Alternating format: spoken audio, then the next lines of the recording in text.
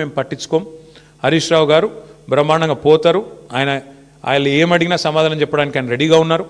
ఎన్నిసార్లు పిలిచినా పోవడానికి రెడీగా ఉన్నాం. చట్టము ధర్మము న్యాయం ఈ దేశంలో ఇంకా బతికుంది. రాజ్యాంగం పట్ల మాకు నమ్మకం ఉంది. మా నాయకుడు కేసీఆర్ నేర్పించిన నీతి మాకు అది. కాబట్టి ఎవ్వరూ భయపడం. మా కార్యకర్తలే భయపడతలేరు, మేమెందుకు భయపడతాం? బరాబర్ కొట్లాడి మళ్ళీ తిరిగి పునీతంగా బయటకు వస్తామని చెప్పి తెలియజేస్తూ, మీరు కూడా ఇవాళ అందరూ మరి ఉదయం నుంచి ఇక్కడ ఉన్నందుకు, మాకు సంఘీభావం చెప్పినందుకు మా జర్నలిస్ట్ సోదరులకు కూడా ధన్యవాదాలు.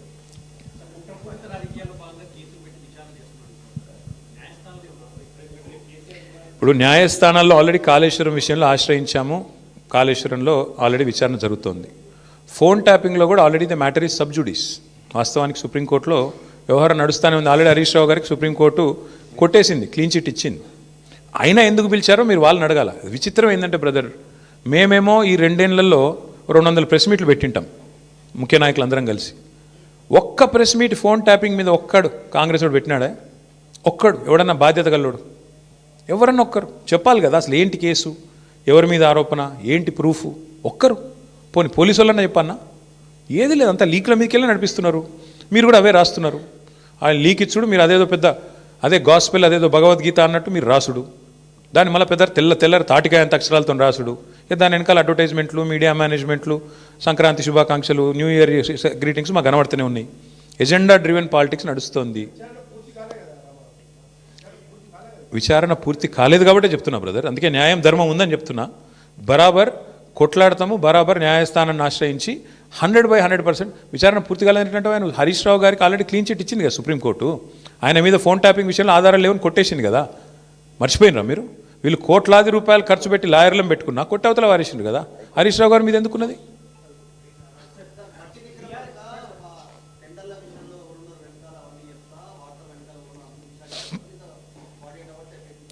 నా పేరు KT Ramarao. You're asking the wrong person. ఏమవుతుంది అన్నది తెలియదు. దొంగలు కాచి ఉల్లు పంచుకుంటున్నారు. ఒక ఆయన మిస్టర్ 20%, ఒక ఆయన బ్యాగ్ మ్యాన్. 2 బ్యాగులు పంపిండేమో. ఏముంటుంది అందులో పెద్ద దాచిపెట్టేదేముంది? అయినా పెద్ద తెలివని ముచ్చటేముంది? బ్యాగులు పంచుకొని పదవులు కాపాడుకునే బ్యాచ్ అది. దండుపాలెం బ్యాచ్. ఒక ఆయన 20%, ఒక ఆయన 30%. ఏమున్నది? ఈ దేశంలో అందరికీ తెలుసు బ్రదర్, కాంగ్రెస్ అంటేనే స్కామ్ గ్రేస్. వాళ్ళు చేసే దుర్మార్గ పనుల నుంచి, వాళ్ళ కమిషన్లు, వాళ్ళ దందాల నుంచి దృష్టి మరల్చేందుకే ఇక మా మీద వేసే ఈ ఎంక్వైరీలు, కమిషన్లు. అది కథ.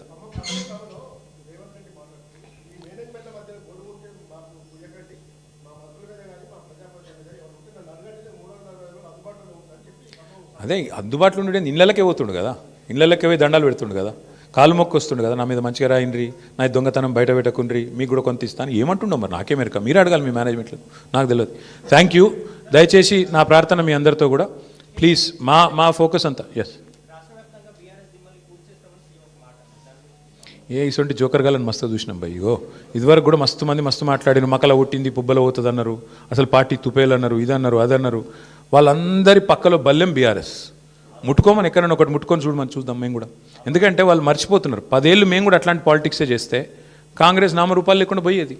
ఇవాళ పాపం ఆయన అక్కస్సు, ఆయన బాధ అంతా ఏంటంటే, ఆయన పాపం కాంట్రాక్ట్ పద్ధతిలో, అవుట్సోర్సింగ్ పద్ధతిలో సీఎం అయిండు పేమెంట్ కోటాలో. ఆయన బాధ అంతా ఏంది?